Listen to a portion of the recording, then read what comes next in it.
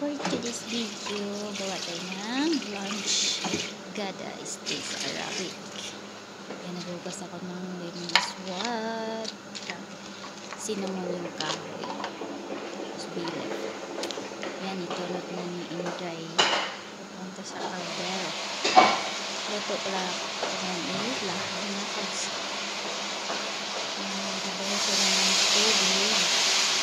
Init na tubig. Time pala nito dito sa Saudi is 11:45. Yan, tingnan nyo. Tcharan! Yan na. Parang nagkamali ako dyan kasi maliit yung kidir na nilutuan ko. Kung may sip-sip ko maya-maya, ililipat ko ito ng malaking kidir. Di caldero, keto. Inaano ko lang baon para ng ano yung amoy. Susukuha ako dyan ng karakom. In Philippines is dulaw, sa Bisaya dulaw. Iwan ko sa Tagalog ano yan. Dito is karakom. Karakom, I don't know how to speak. And tom powder. Ito yung garlic powder. Mabango yan. Kawala sa amoy ng lamp. Sa rearrange. Sarado. Sakri. And then, lagay ako dyan ng tomato paste. Madjon dito. Tawag ng madjon.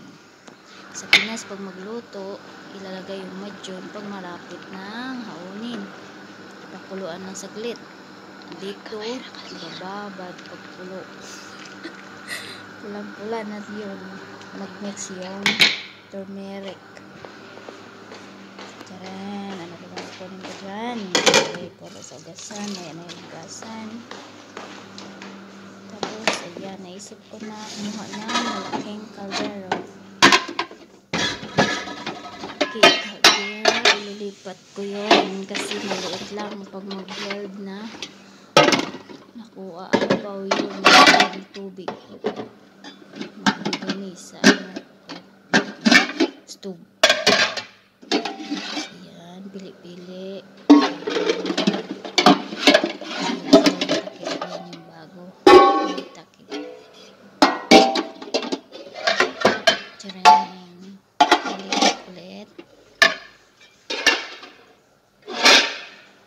Arrange. Bawal ko pala. Mahirap yung bilit ni alaga.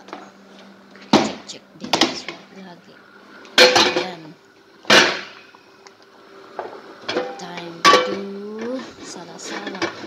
Tagal ko na takip. Nang mamadali ako dyan, mukhang mabutan ako ni Lala. Ilagay ko muna para mag-ano na ko salin. Ilagay ko dyan. Una is yung lamp. Napakalaki. Pero buto lang pala. Maliit lang yung laman.